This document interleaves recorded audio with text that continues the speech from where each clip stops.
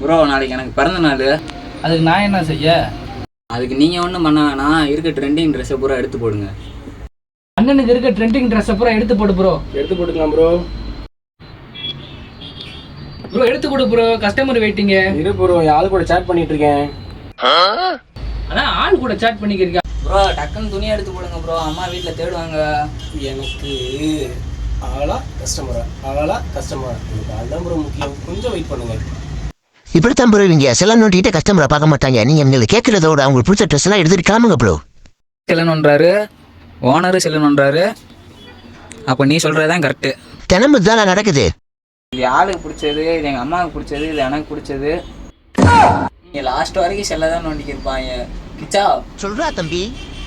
கிளம்புறேன் தம்பி, அவங்க மைண்ட் மாறத்துக்குள்ள எடுத்துட்டு ஓட்டிடு தம்பி. நீங்கள் பார்க்குற வேலைக்கு ஏசி ஒன்று தான் கேடு.